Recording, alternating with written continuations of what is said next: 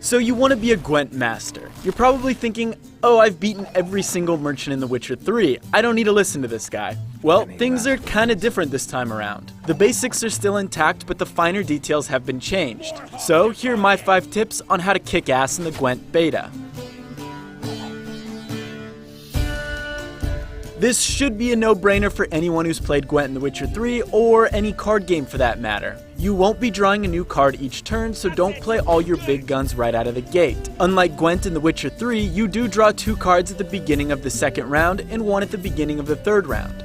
This can act as a cushion, but don't rely on it. Chances are you probably won't get the exact card you need.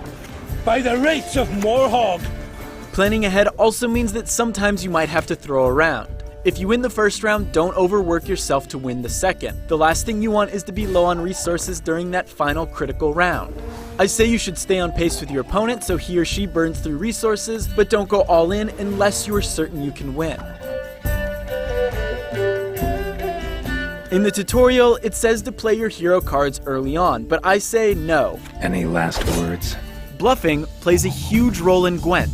And if you play Geralt at the beginning, your opponent is going to know that 1. You have Geralt in your deck, and 2. You've already used him. Instead, I like to play weaker cards and cards that don't have any special abilities at the beginning just to see how my opponent plays. I save Geralt for the very end. If it's coming down to the wire on that third round and you play Geralt, that's basically a win condition.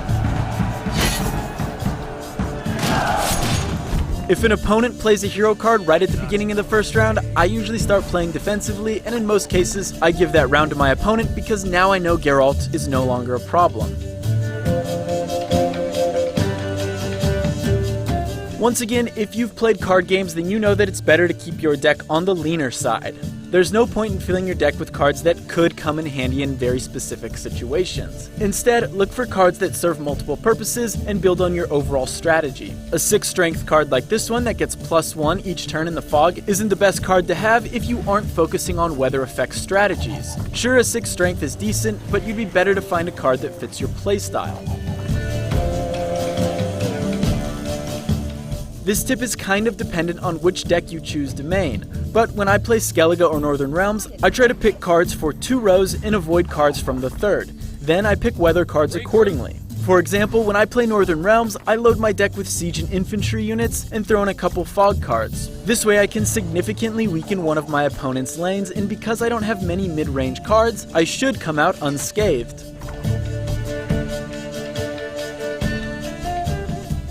I tend to use my leader as a guide when I'm building a deck. Unfortunately, you only start with 1 leader for each faction at the beginning of the beta, but there are still plenty of good strategies to build off of them. If Skellige is more your style, then I'd focus on cards that increase in strength when cards on your side of the battlefield have been weakened. The leader ability is to place 2 Clan on Crate Warriors. When you place this card, it automatically loses 2 strength. This sounds like an awful ability at first, but if you play this with some other cards, it can be deadly. For example, the Clan Siege Axeman gains 2 strength for each unit on your side of the battlefield that has its strength reduced, but isn't destroyed. You can take things further with the Clan Brokvar Archer. He deals 1 damage to 3 units. If you hit your own cards with that, then our Clan Axeman gets an extra 6 strength. But we aren't done yet. Warcry doubles the strength of all your units that have had their strength reduced.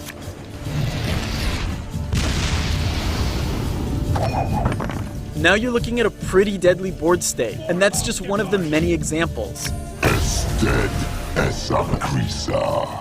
Obviously, this is still a beta, so things could change, but in the meantime, I hope this helps, and if you have any other tips, please leave them in the comments below, or if you want to take me on at Gwent, find me on Twitter at JacobDeck. For more on all things gaming and Witcher, hit that subscribe button.